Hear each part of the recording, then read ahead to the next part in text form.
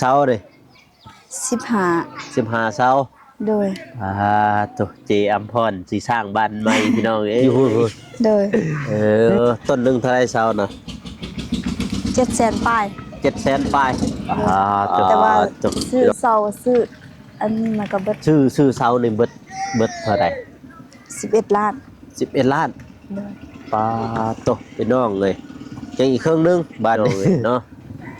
เราไผแหละเศษอันนี้นี่หรือว่าครอบครัวเองเศษเองลงมือเองโดยเฮ็ดเองพ่อก็เฮ็ดเองทั้งพ่อบ่หรือว่าอ้ายผู้เดียวฮะผู้เดียวพ่อก็ผู้เดียวพ่อโดยแสดงว่าพ่อจะเป็นทางติเป็นบ่โดยคือเป็นตกพี่น้องเอ้ยพ่อน้องอภรเพิ่นเป็นทางได้นี่ธรรมดานึงเท่าใดแหละ2 ล้าน5เดี๋ยวนี้มัน5ล้านเนาะโดย2 ล้าน5นี่ก็2 ล้าน5หรือ2 ล้าน5บ่ซื้อเด้พอซื้อบ่ตะกี้บ่ถึงตะกี้บ่ถึงตะกี้รถหนึงมันล้านพายบ่ล้าน5บ่ซื้ออันนี้ก็รถหนึงสิเฮกับดินทรายแต่เดี๋ยวนี้อยู่ได้ซักเดี๋ยวนี้ดินบล็อกโดยดินบล็อกก็ได้ดินบล็อกบ่ทันมีถ้าว่าบ่ตูนเพิ่นมาก็จึงสิมาอันนั้นย่อพุ่นสิซอยโดยหันบ่ตูนมาได้แหละบางทีก็สิมานํกับบ่ตูนนั่นแหละกับลูกเคยอาหังนั่นแหละโดย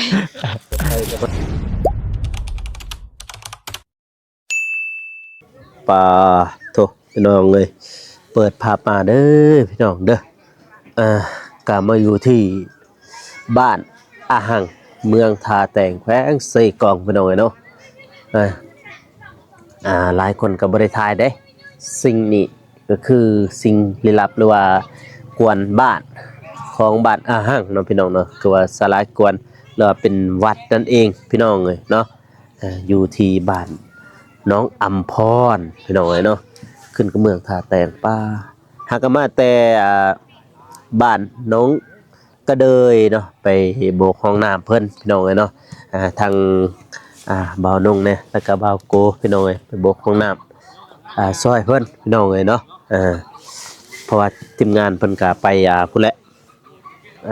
เมืองกันลืมพี่น้องเอ้ยเนาะเปิดภาพมาบัดนี้เห็นหน้าเห็นตาพี่น้องเอ้ยเนาะก่อนอื่นมันก็กราบสบายดีเด้อพ่อแม่พี่น้องเนาะบ่ว่าสิอยู่ภายในหรือว่าต่างประเทศก็ยินดีต้อนรับเข้าสู่ช่องบ่าวโกชนบทปปลาวพี่น้องเอ้ยเนาะปาโตพี่น้องเอ้ยทางบ้านน้องอภรสิสร้างบ้านใหม่ปูโตมาถามไทยเพิ่นก่อนพี่น้องเอ้ยบ่าวโกว่าแล้วแปลกปาโตพี่มานี่เขาว่าแล้วนะมันคือแปลกๆแต่มื้อนั้นมันคือแปลกๆมันคือเห็นตัดกกตะกอกตะกบขึ้นมาเบิ่งเขาว่าแปลกๆคือว่าตัดต้นกกตะกบสบายดีผู้ใหญ่มื้อนี้สบายดีเด้อพ่อแม่พี่น้องพี่น้องเอ้ยปาโตเอาว่าแล้วพี่น้องเอ้ยเนาะว่าแปลกๆแท้มื้อนั้นนี่เสร็จเฮือนใหม่บ่โดยยังบ่แล้วดอกเพิ่นเสร็จเฮือนใหม่พี่น้องเอ้ยเนาะโทรจักเช้าเด้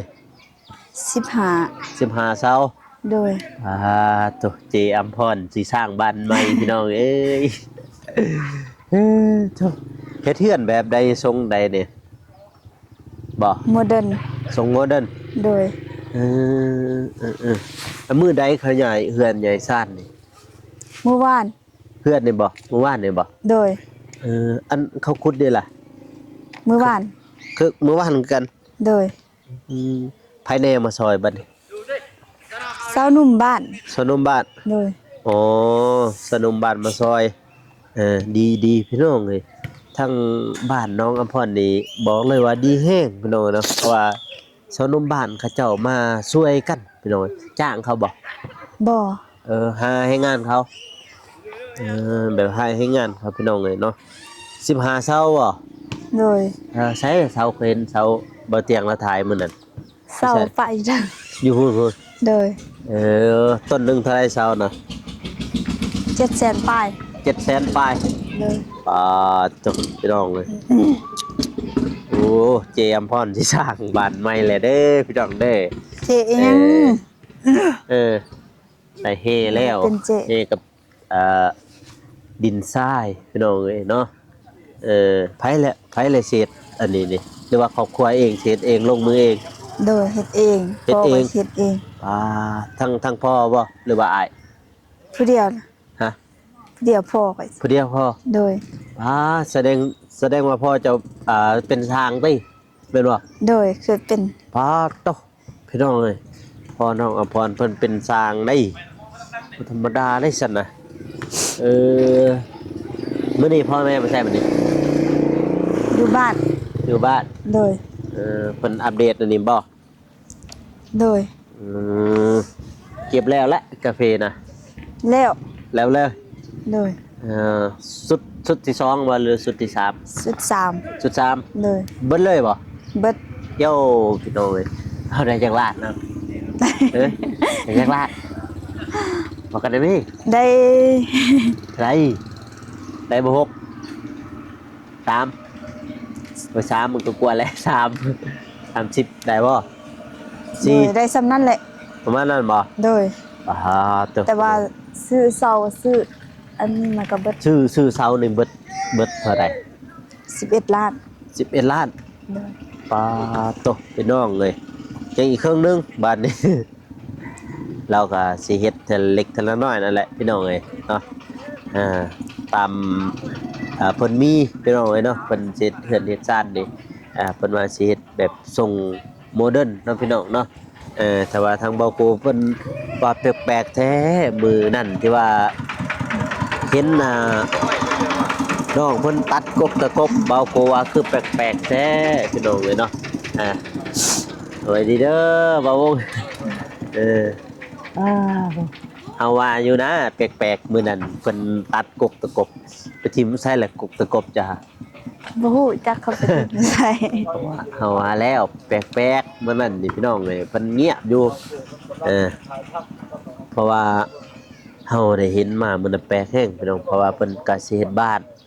เพราะว่าเฮือนเพิ่นหลังน้อยๆพี่น้องเอ้ยเฮาเข้ามาแต่ละเทื่อก็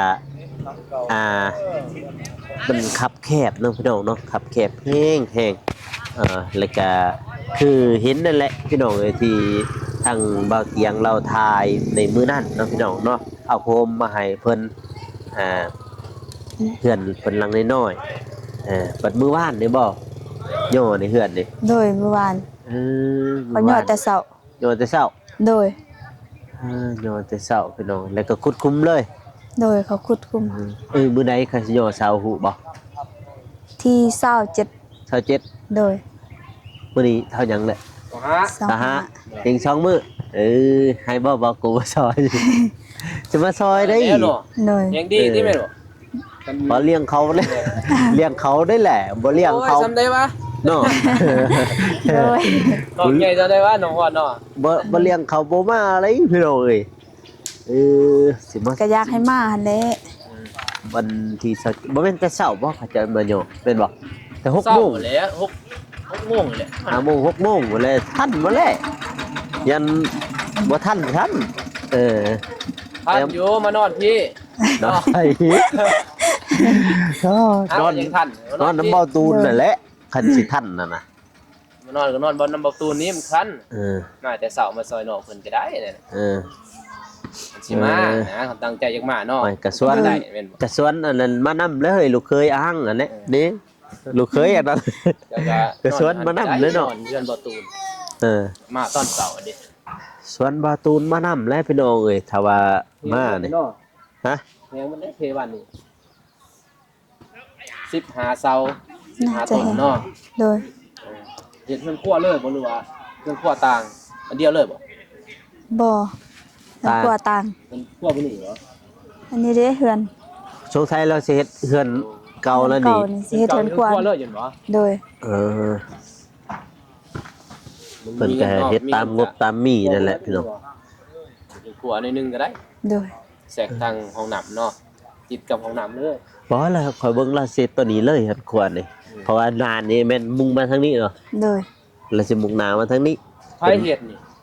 พ่อแล้ว พ่อให้สิ พ่อเองบ่เอ้ย โดย ผู้เดียวเลย นาะมัน พ่อแล้วเป็นทาง บ่จังบ่ได้จ้างเนาะ โดย ก็ดีแนวนึงอ่ะเสียอันนี้ไม่น้อยได้เสียนี่เนาะ โอ้ย มาลงทามต้นหนึงล้านห้าเท่าไหร่ได้นี่ อันนั้น แต่ว่าถึงก็ถึง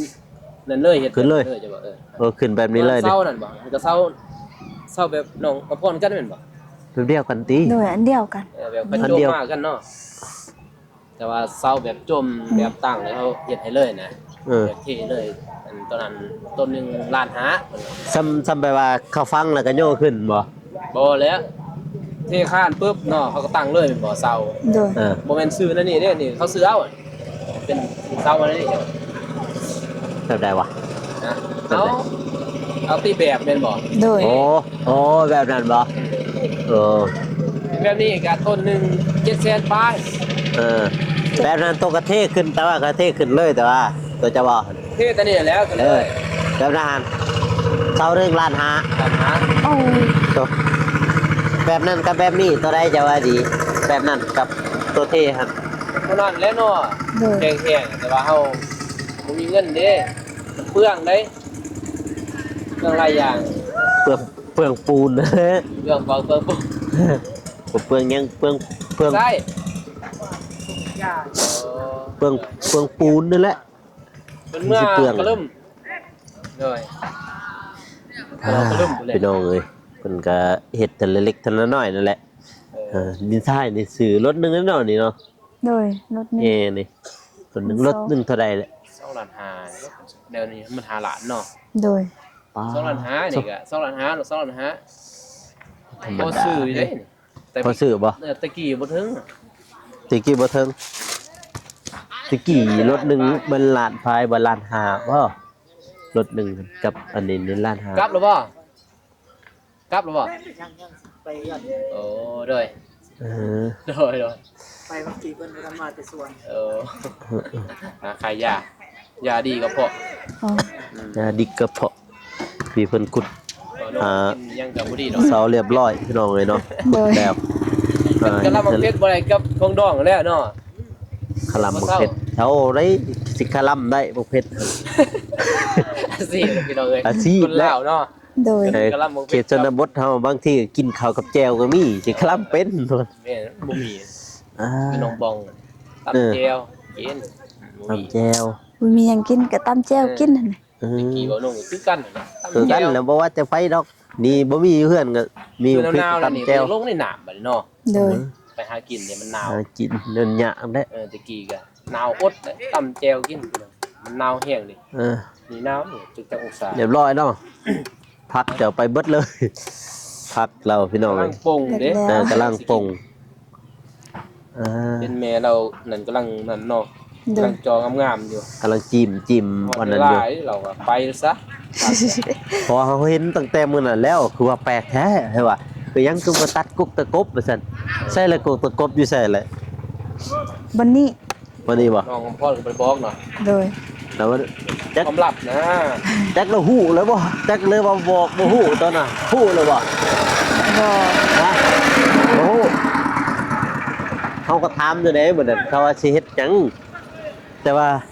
เพิ่นก็บ่ฮู้หั่นน่ะคือบ่ฮู้จักเพิ่นบ่ฮู้เลยว่าบ่บอกเฮาก็บ่ฮู้ตอนน่ะพี่น้องเลย ใส่และองศานี่5องศาอยู่ 5องศาก็บ่เห็นอีก ใส่เลยเนาะ นาวโหดบ่เลยแนวไหนเดี๋ยวมัน มันหนาวแห้งนี่นะนี่ให้บอกโก้ได้ครับหนาวแห้ง อุ้ยเบิ่งแต่ท้องฟ้า บ่ยากเนาะ สิ ต้มน้ำได้พี่น้องเอ้ย แต่แวบเชื่อคอยอยู่บ่รถ18องศา ฮะ 18 โอ้สะโพกเด้อ นี่ หนาวเนาะ 18องศา เป็น นี่ สะโพกเย็นพุ่นโอ้ ต่ำสุด15บ่นับปานใดสูงสุด20มันมีให้บอก หนาว เลย แล้วนี่ตัวบ่หนาวเนาะ ทางบ้านค่อยนี่จักและ จะบ่เกิน14 14ประมาณนั้นพอถ้าแต่งมันลงชำนี้นี่เด้อ แต่ว่า พุ่นแล้ว13องศานี่ บ่ดึกๆมันลง ลงเลย ฮอด20ๆฮะมันสิขึ้น นี่ก็ ขึ้น โมเดิร์นแล้วก็อย่างนี้แม่นบ่สิโมเดิร์นเลย อาจจะบ่แม่น บ่แม่นเด้ แบบนั้น เพราะว่าเขากอจังซี่เด้เขากอแซกมันจังซี่เห็นบ่ แบบนั้นก็งามได้แบบนั้น แบบนั้นบ่อืม บ่น้องมักก็แบบนั้นแบบอุ่นเลยนะปุ๊บ ห้าม นี่แบบนี้แห่งอุ่นนี่แห่งอุ่นคักนี่แบบนี้นี่ เนาะ เห็นอยู่คือทางดักถึงแห่งอุ่นแต่ว่าแบบนี้ ไปบานปลาออก บ่แม่นบันตะออกดักตะออกหน่อยออกใหญ่ ดักจึงคุณบอก พวกอ้าย มีแต่แบบนี้ได้เหือนครับ แบบหญ้าเกิดเลยอยู่หั่นเดียวหญ้าเกิด นอนเลยอยู่ไหนบ่เขาบ่ได้นอนแล้วแต่ละหลังเขาบ่ได้นอนแล้ว นั่นน่ะเนาะ สุด ส้มลาย เขาเฮ็ดตะกี้หั่น เพื่อน ตะ ข่อย กี้เขาเนาะ เฮ็ดทำอิฐกะมุแบบนี้แหละ แล้วเด้อ มุงงานแบบนี้ยาก เอาหญ้านี่ โดย ตัวนี้ได้ โดย แล้วก็เฮ็ดทับ คือเก่าเนาะตะกี้เนาะ โดย เพิ่นแล้ววันนี้ขึ้นเนาะเขาเอาสังสีขึ้นแบบว่าสงสัยยาดับเชื่อบ่ โดย ยาเบิด เบิดลายเตอบ่ได้นี่เนาะน้องพ่อน บนร้ายแล้วนี่ โดย ซื้อนี่ก็ ซื้ออันนี้ก็สิเฮกับดินทราย แต่เดี๋ยวนี้อยู่ได้ซักเดี๋ยวนี้ดินบล็อก โดยเรียนบอก แล้วก็ดินบล็อกบ่ทันมี นะ ดินบล็อกเราบ่ทันมี เขาได้ดินบล็อกสิเฮ็ดสิก่อน ประมาณ พ่อบอกให้อ้ายสั่งอัน500ประมาณนั้น โดยเอาสำนั้นก่อน ประมาณ500ก้อน 500 500ก่อน สิก่อตัวใด ก็ ก่อน เศร้าเนี่ย เออ ก็ภาษาเรากรุงเทพเนาะ เออ เขาอยู่บ่นี่ โดย บอกเขามันก็ต่ำเลย น่าจะบ่สูงสำนั้น บ่ได้ว่าซั่นน่ะ บ่ติ ตัวนั้นสูงได้หั่น โดย ตัวนี้สูงได้ฮะตัวเบื้องเรายังสูงดิ โอ้ดินบนนี้มันลุกเนาะ ลุกเลยพวกเดียวมันสูงอยู่ถึงมันลุกมาเด่นดิ แบบเดียวกับน้องบ้องแหละ บ้องที่กลับ แต่ว่ายามฝนบ่ได้ท่วมตีเฮือนจะอยู่นี่นี่ บ่ บ่มัน มันไล่ลงเลยเนาะ มันไล่ลงไปพุ่นเลยจัดนะมีแต่บ่อนนี้เลยลุกนี่บ่อนเล่านี่ก็ลุก คอยเป็นคอยไปเนี่ย บ่มันก็ได้ซ้ำนั่นน่ะมันก็ได้ซ้ำของเขาอันนั้นเพื่อนหลังน่ะมันก็ได้ซ้ำนั่นแหละฮะ แล้วยามใดก็เอายามนั้นเลยคอยไปเอาว่าเราว่าสิเฮ็ดมันแล้วบัดเดียวพี่น้องเอ้ยงบเงิน บ่ว่าดอก โดยเฮ็ดตามมีงบ ตามงบนั่นแหละ รายเด้เขาละแม่นอยู่ได้ก็กาแฟเนาะกาแฟแต่ว่า โดย ได้ก็ซื้อข้าว คือ ข้ว เบาโก ซื้ำ คือกันแหละ แต่อันนี้ แบบนั้นคือกันแหละ นี่ได้เฮือนบัดนี้ เออ เฮือนก็อยากได้บ่เฮือนนิดหน่อยดิ เพราะเฮือนน้อยๆนี่เด้ ก็เลยว่าเฮ็ด เขามื้อนั้นก็ เออ เต็มจะบ่ได้มาแล้วเนาะมื้อนั้นเนาะ ใช่ มือเอาโพมมาให้เพิ่นน่ะ บ่ โอ้จนเต็มบนดังมื้อนั้นเบียดกันมื้อนั้นมือบ่าวเตียงมามือทมิดเด้ เห็นอยู่เบิ่งอยู่ เออมามือทมิดยังเขามาเบียดกันเลยอยู่ในอยู่เฮือนมื้อนั้น ดีละ8คนน้องเอ้ยนอน 8คนมันหลายเติบแล้ว แต่นี่ก็ยัง อ้าย อ เพิ่น ยู่ได้หลายปีเติบ3ตัวนี้สิแล้วเนาะ โดย ยังอยู่หันหลายปีเติบเล มั ย นเว้นน้อยได้เฮ็ดเฮือนซั่นสิหาเก่าโมเดิร์นนี่ก็ประมาณบ่าวนงที่ไรก็ประมาณอยู่300,000 แล้วฮะ แล้วแต่ว่าบ่ได้ตกแต่งได้ เออ ตกแต่งได้นึงเห็นบ่300,000ก็ถูกอยู่368 180 190ล้านพุ่นแหละ ลอยปลายบ่ แต่ว่า 160เป็นบ่200,000 120 300,000 108 108 เอ้ย ประมาณ108เขาว่ากลัว เอาบ่ได้ตกแต่งได้หั่น คอยประมาณบ่เขาว่าคอยตัวบทตกแต่งหั่นแหละเขาว่ากลัว108 การว่าตกแต่งมันกลัวเห็นบ่ บ่ทันได้ตกแต่งนะ บ่ ขออะไรว่ากลัวแล้ว ประมาณเท่าไหร่ล้านบาท ประมาณ200 200ก็400,000เนาะ ประมาณนั้นแหละ แต่ว่า400,000นี่ยังบ่ทันแต่งดอก ฮะ บ่ทัน ก็ แต่ ยังขอให้ซ้ำนั้น สาม บ่ทันได้แต่ง 300,000 บ่ทันได้ตกแต่ง พอรับ แบบนั้นก็บ่ทันได้ พอได้เองนี่ สร้างถ้าว่าไล่สร้างอีกโอ้เห็นหนักเติบและไล่สร้างแบบสร้างไม่เฉพาะผู้เดียวบ่ โดย บัดอ้ายจังนี่บ่ได้ซอยแล้วซื่อ เราก็คันเราบ่ไปเวียกเราก็สวย เป็นเบิดเนาะ กอโบกเท ก็บ่ยากดอกบอกโกโก้เฮงงาม นี่คนผสมปูนนี่บ่ยากดอก ซื้อเองบ่ตัวนี้ โดยซื้อเอง ชื่อมัน โดย หรือว่า จักล้านนี่ 6 ล้าน 6 ล้าน 6 ล้าน โดย ปอโถเฮ็ดเดี๋ยวสิยืมเด้อไปเฮ็ดเทือนก่อน ว่าเกิดสิต้องขึ้นให้ บ่ จะมายืมอีก เดี๋ยวสิยืมเด้อยืมไปเทือนบ่าวตูน บ่มีทางออกเด้อ เอ้าไปทางไหนพุ่นแหละสิบุสวนพุ่นแหละ บ่มีทางออกเด้อ บุสวนคักบัดนี่ มาถึงจัดการ บุสวนโอ้อู้บ่บุสวน ก็พ่อข่อยเฮ็ดเองเพราะว่าเฮาสิจ้างก็บ่มี ทีมงานฮอดใช่แหละบ่ได้เซตหาฮอดเด้อเด้บ่ฮอดเด้อบ่ ยังบ่ทันฮอดติปานนี้ 4โมงยังเลยบ่เบรกไว้ยังเลย ย่างบ่ ยัง อ้าวโทษ5โมงเด้นี่ เขาออกแต่ถ้าแต่งจักโมง เพิ่น 12โมงนี่ 12 บ่เมฆเพิ่นแซดมาว่ายังเลยเพิ่นน่ะเพิ่นตอบมา4โมงครึ่งนี่ก็4โมง50ปลายแหละ ค่ำพุ่นแหละเขาฮอด ค่ำหมดแล้วก็สินอนอยู่กระลึมนั่นแหละหาคนเบาเตียงนอนผู้เดียว เบาเจ็บกับเบาฝนเบาตูนกับเบาเมฆนอนเดียวกันเสือรถเตียงห้องเตียงคู่สอง มีสัญญาณอยู่บ่ อีกก็มีเลยเนาะถ้า โอ้ยทำงานฮอดไสแล้วเด้เบาเตียงเบาตูนเบาเจ็บเบาฝน เขาคนบ่ได้อยู่ในกลุ่มที่อยู่อะ บ่มีเนาะ บ่มี เออ อยู่ในกลุ่ม ฮอดไสแล้วเด้ฮอดบ่เมืองกะลึม สิบ่ฮอดได้บ่ตัวเมือง ตอนนี้เบานุ่งกับเบาโกฮอดบ้านอาหาร ห้องน้ำเขายังคือเก่าว่าซั่นกลับไปมาอยู่ เมืองกะลึมบ่เคยไปบ่ บ่ เบาพรบ่เคยบ่ บ่นาวหรือบ่เคยไป เคยไป เคยแต่ว่า บ้า บ้าน นเกิด บ้าน อยู่ไสบ้านเกิดนะ เอาแต่มาแต่ใหญ่มาแต่หันบ่เคยเมื่อน บ่เคยเมื่อเลย บ่ ใหญ่จะใหญ่ปีใดปีใดขนาดมานี่ คือกัน บ่จือ แต่น้อยเลยเนาะ ยังน้ จะ อย เกิดอยู่นี่หรือเกิดอยู่พุ่น เกิดอยู่พุ่น บ่จือเลยซั่น ก็19ปีก็ไรเอ้า ย้ายมาได้จากปี ก็ไรเบิ่ง19ปีเนาะ โดย 19ปีลงไป 19ปี 2026ไรลบ19ปีเกิดปีใดเกิดปีใดจะเกิด 2006 2006 โดย เกิด2004อ้าว อีกอีกเท่าสี่ บ่เกิด2008ใหญ่มาเนาะ โดย 2006ได้เกิดแม่นบ่2008 2009ใหญ่มา ประมาณนั้น เออ ก็ย้ายมาอยู่นี่ น้องบ้องก็ยังประมาณนั้นน้อง โอ้ บ้อง ย้ายมาอยู่นี่2009 น่ะ แสดงว่าแถวนี้นี่แม่นว่าใหญ่มาแต่ลุ่มบนเบิดบ่ ง่ายแต่เมืองก็ลืมหมดแล้วนี่เนาะ โดย ตอนใหญ่มาเป็นบ้านใหญ่เลยเด้นี่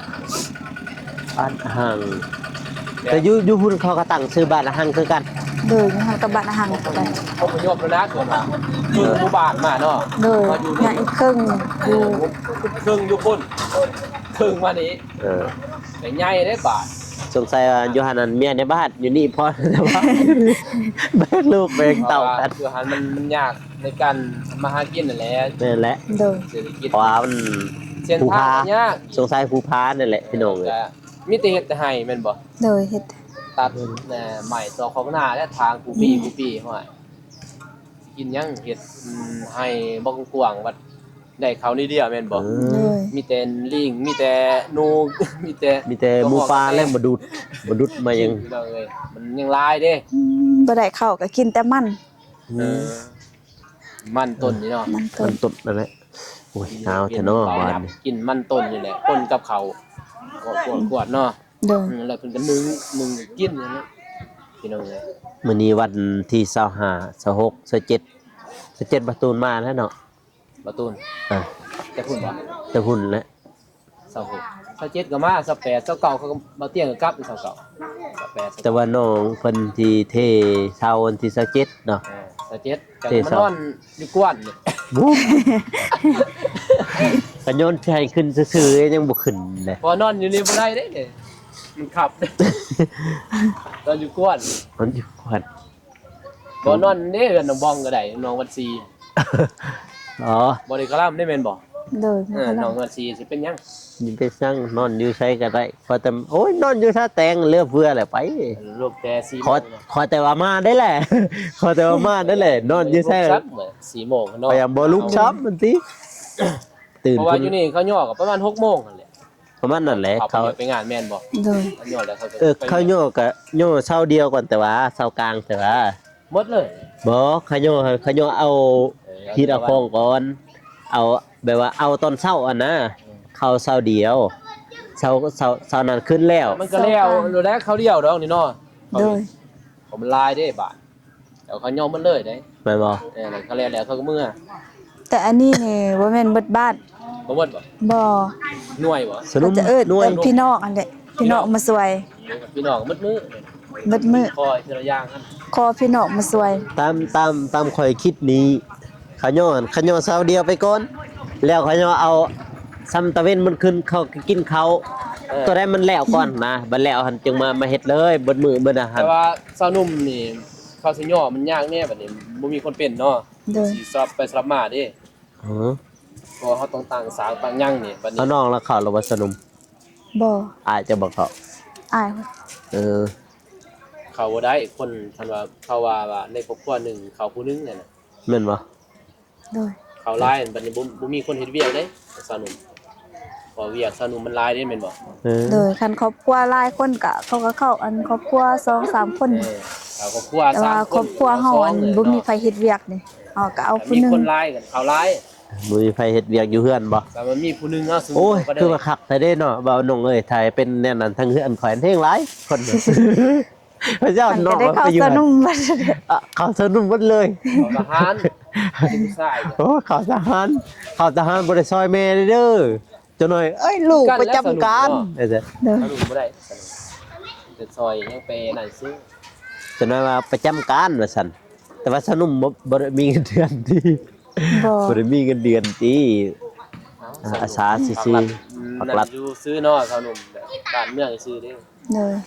เอามันดี บ่มีเงินเดือน แต่ เนาะ ในบ้านยังสิบ่มีเงินเดือน ในบ้านบ่มีเงินเดือนติเนาะ ใหญ่เนาะเพื่อนแต่งามเพื่อนแต่ละเนาะ ลังคนบ่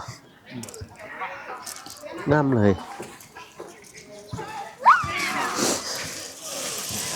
งามเหมือนหลังนั้นก็พอเฮ็ด สาเหตุพ่ออย่าง โดยคันหลังนั้นก็พอง ามแน่ซื้อมือล่ะ พ่อจะบ่เฮ็ดหลังนะ โดย พ่อ ต้น โต นี้ก็แม่นบ่ แม่น อันนั้นก็แม่นเป็นผู้ อันนี้นั่นก็แม่น โอ้ แน่ ย สร้างแน่ มันก็แม่นเลยบ่ธรรมดาแล้วบัดนี้เป็นลูกช้างนะบัดนี้ จักล้างอะไรเฮ็ดที่บ้าน สอง สองหลัง สอง โดย เอาบัดนี้ นั่นกับหลัง เอาบัดนี้เราบ่ได้รับแบบว่าลูกน้องอีหยังบ่เลยกับภายในแต่ละเทื่อหั่น เดี๋ยวสิสมัคร ไปสิสมัครไปสิเช่าเฮ็ด YouTube เป็น เรา เล ก็ ย เฮ็ด นะ 2-3คนนั่นแหละ เออ โอ้งามเลยเนาะ งามนี่แหละโอ้ ตกแต่งสร้างเราหมดบ่ บ่ตกแต่งให้มันเข้า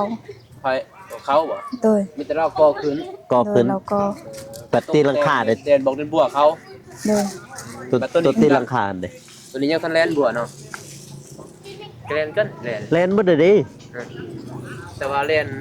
ตัวนี้แลนบ่งามเลยตัวนี้ เออ เขาแลนงาม เพอตัวนี้มันเขาแลนมาทางหน้าเลยเด้ตัวนี้นี่มันตีหลังคาเด้เราคือกันตีเพดานพวกหลังคานะ โดยเล่า ตัดลัง ตะลัง ก็เล่าอีก ก็เบิดเลยตั้งแต่ไล่จังสันมีแต่เล่าเบิดเลยซั่นน่ะ โบกเบรกหมดแล้วหมดเนาะ โดย ตัวนี้เราเฮ็ดหมดเลยแม่นบ่ โดย เราเมาหมดเลยเนาะ มอง ก็ เบิด เว้นเลย มือดีแล้วสร้างประสบการณ์หลายแล้วเนี่ย โอ้ยเนี่ยนั้นสิเบาเอาพอมันไปเฮ็ด ก็ว่า เอาทางลั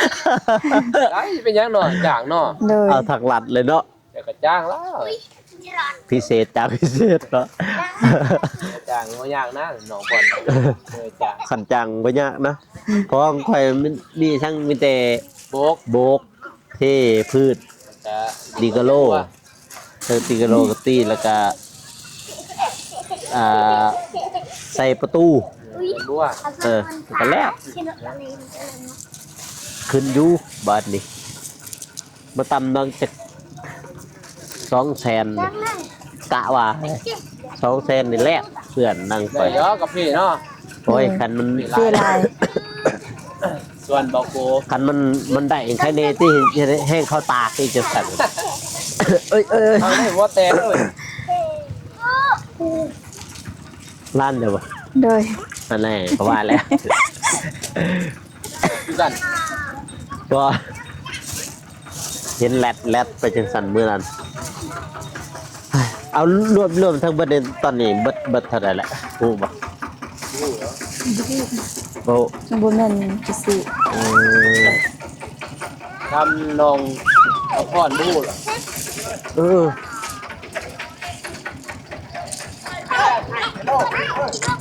มันนี่แห้งสิแคบแล้วเนาะว่าน้องนาวามาอยู่นี่เส้นทางอยู่บ่อนนี่อะดินพวกน้องมีแต่หอดกกอันนั้นพกกกตาวหั่นบ่ โดย แล้วก็หอดซ้ำเพิ่นรอบนี้บ่อนนี้เส้นทางมันลงหลุมแล้วบัดนี้ซื้อไปหลุม เต่า ฮะ ของเต่า พวกตาวที่เกิน กุกเตา ตัวนี้ว่าตัวเขาเจาะกินน้ โดย ต้นนี้แต่ว่า ำบอกว่าเขาเจาะอีกตัวน่ะ เอาไปเจาะเลยเฮ้ย เจาะแล้ว เจาะเลย โดย ย่ามใดก็เอา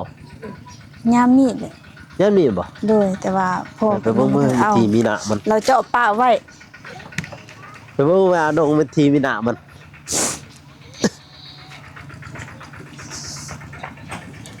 เขานั่นแหละว่าเอาเลยบ่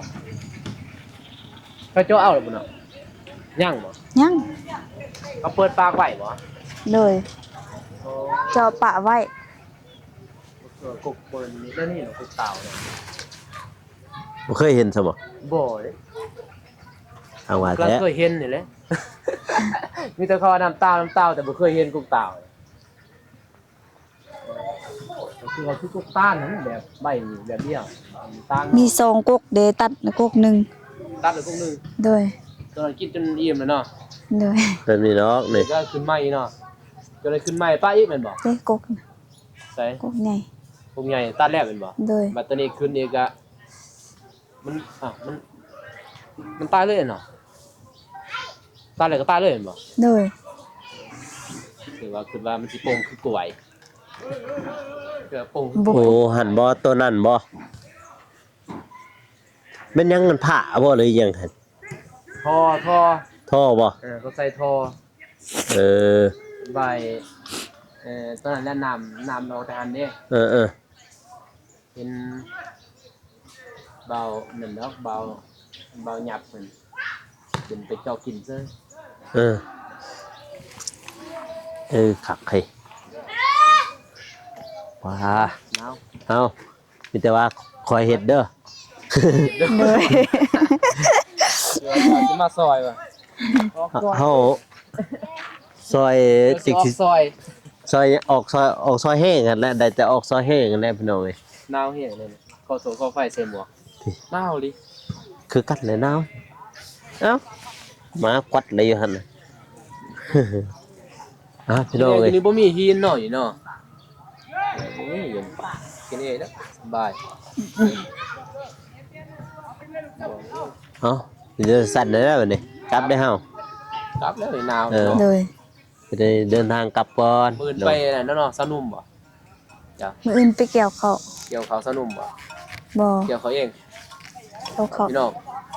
เข้าให้ เขาพี่น้อง เขาเอง โอ้มีหน้าอีกใช่ป่ะมีหน้า เฮ็ดนำพวกอ้ายไปนำเขา เป็นน้องเขา โดย เฮ็ดเขากินแล้วเขาก็แบ่งให้บ่ โดย จักสอบปีหนึง เอาไป ถ้าไปสอบ โดย เออ บ่คุ้มเนาะ8คน เฮ็ดน้ สอบ ำเฮ็ดน้ำไผน้ำอ้าย เฮ็ดนำปะ สอบไปสอบก็ไล่ สอบไปสอบ เลยเนาะสมมุติ สอบ 3สอบ คือ สอบได้สอบหนึง คือบุคอยเอกปีนี้ได้50สอบมาแล้วไปอันนั้นเด้แม่คอยไปพัดเอาอันใด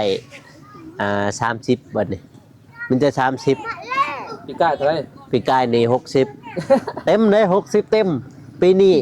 30 30ลง30มันเพี้ยได้เนาะ โดย พี่อันนั้นแล้วมันก็รีบในเข่าหั่น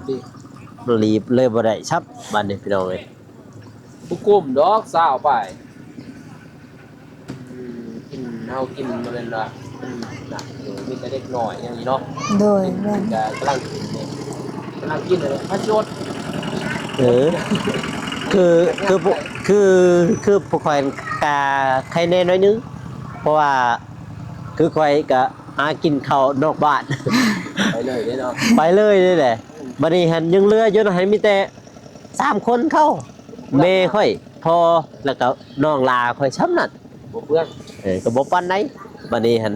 ถ้าว่ามาเบิด 30 32บ่พอซับบัดนี้นี่พอยัง2 คนอีกเด้ แล้วบัดนี้เอื้อยก็อันเอาพัวแล้วก็เฮ็ดเฮือนหลังใหม่เลยบัดนี้แล้วก็น่านก็แบ่งกันอีกมาอยู่หั่นแหละอยู่บ่อนเดียวกันแหละแบ่งกัน แต่ว่า เพิ่ เพิ่ น น งามอยู่ใส่ปุย แต่ว่าเพิ่นนั่นหลักๆชุดแม่น่ะเพิ่นเฮ็ดสวนของเพิ่นสวนกาแฟมีอยู่อันนี้เด้อยู่บ้านแน่ๆแล้วก็อยู่ดักจึงแน่สวนเนาะสวนเอื้อย ผู้นั้นบ่ ผู้นั้นแหละก็พอได้อยู่ดอกเราฮะ สิแล้วลายบอล ลายบอลตั้งเสื้อไอ้ลีละดุปลาดุกอยู่เฮือนว่าร้านบัดนี้แม่ก็พรพูดมากอ่ะ เพื่อนอันนี้เนาะเพื่อนร่างหนึง อยู่ในร่างหนึง อยู่นี่ลังหนึงอยู่พุ่นลังหนึงอีกบัดนี้นี่บางที่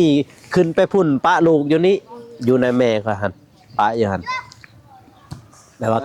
ข้าวกาแฟอยู่พุ่นนี่ข้าวตากปีกายนี่พวกเพิ่นก็ได้อยู่บัดนี้ปีนี้เห็นแม่เขาอีกตากวันนี้นี่คอยเบิ่งอยู่สิเลยลุกกาแฟ ล นี่ บแล้วกับตาเพ่หน่อยลบ กาแฟกาเตมอนี่นะแบบ อันแล้ว นี้ กา นะ แฟกับจะมองไปหน่อยเฮานี่ลบเพ่กลางบ่ลบ แม่น จัก กา ไร แฟ สัน หน่อยเนี่ยเพราะว่ามันมีตัวหน่อยลายเนาะ โดย เวลาเฮาตากเฮาคายดิบเลยนี่เฮาคายดิบเลยนี่สบายโลมันนั่นเลยเนาะ โดย เกี่ยวช่างมันก็ได้เลยนะครับ เออ อันนี้ว่าจะไปซี่นี้ตัวรีบลงมัดได้บ่นี่ เออ มีแต่ตัวแกนได้อยู่ เปลือกมันก็ไป บ่ เบัด นุ่งเคยตากแล้วพี่น้องเอ้ยตากประมาณ20สอบได้3สอบ อันอิ่วมะขาว มาดำแล้วเฮามันดำเนาะมีแตะแกนเนาะ เออ เกิดมันดำมันเปลือกตอนก็ออกก็ได้ต้องเหี่ยวออกแล้ว โดย มันก็จะมีแต่หมากดำแต่ราคากันรุดอยู่ได้ต่ำกว่าหมากอีเฮาอีก ดุดก็ครึ่งมันแหละ ครึ่ง พอ นั่นแหละ ปีกายนี่ตามที่ชื่อนี่60 70มาแห้งหั่นมาแห้งได้ก็ขายแห้งมัน รุด เด้ จะประมาณ20แหละ เออบ่ได้หันถ้ามาอิ่วมันหันมันจะแพงอีก แต่หมอนี่หมากดำนี่ประมาณ60นั่นน่ะ อืม มันลุก ลูกเฮ็ดจังได๋ล่ะบัดนี้ เต็มที่ ละตากแล้วเด้ พอมื้อนี้สิบ่แล้วบ่ละเก็บมื้อนี้ละจ้างเขาจ้าง คือเฮาเก็บบักแดงเฮาสิได้6ล้านจ้ะบ่ โดย หมอนั้นได้แต่2ล้านมันลุกแต่4ล้านเจ๊งเลยข่อยก็มางเลยเศร้าเลย อยู่แต่ว่าเฮาเก็บขายเลย เก็บค่าเลยมันได้มัน เด้อ เหี่ยวมันยังน้อยๆซั่งเด้หมากมันบ่เจอยังบ่สุกเนาะ โดย หมากป้ายซั่งมันน้อยๆจังเฮาก็ ขายเลย ค่าเลยกินยานักไปได้นั่นน่ะมีใบมีหยังก็นักนำ เฮ็ดนั้น มีการนำเนาะ ตอนนั้นอัน อันนี้จังว่ามันบัดไปซี่มันก็มีแต่ในอันนี้ เออแต่ว่า มีน้ำหนักเลย บ่มี ไป ไป เดินทางกลับเด้อน้องกระพรเด้อเดินทางกลับก่อน กลับก่อน ถ้าเบิ่งพุ่นแหละถ้าว่าเบาตูนเพิ่นมาก็จึงสิมา มือย่อ อันนั้นย่อพุ่น ซอยน้อง สิซอย โดย หันเบาตูนมาได้แหละ มาเลย บางทีก็สิมานํกับเบาตูนนั่นแหละกับลูกเคยอาหังนั่นแหละ โดย มาซอย ไป ไปเลยมาไม่โอ้ยเดินทางกลับพี่น้องเลยยาววาบเลยแต่โอ้ยมันเป็นหยังไปพี่น้องเลยเนาะทางเบาโกเองก็สิได้เดินทางกลับเนาะพี่น้องเนาะก็อย่าลืมฝากกดไลค์กดติดตาม เพื่อเป็นกำลังใจให้เบาโกเฮ็ดคลิปต่อๆไปเด้อพ่อแม่พี่น้องเนาะเอาท้ายนี้ก็เบาโกอวยพรให้ผู้ใหญ่ทุกท่านจงมีแต่ความสุขความเจริญ ปรารถนาสิ่งใดก็ขอให้ได้สิ่งนั้นให้ได้ดังสมปรารถนาหรือว่าสิเฮ็ดธุรกิจอันใดก็ให้รับให้ลื่นทั้งพ่อทั้งแม่เด้อพี่น้องเนาะเอาบัดนี้ก็บางโกสิได้จบคลิปเนาะพี่น้องเนาะสำหรับคลิปนี้ขอกล่าวคำว่าสบายดีพี่น้องเอ้ยแล้วเจอกันอีพีหน้าหรือว่าคลิปหน้าเนาะพี่น้องเนาะบ๊ายบาย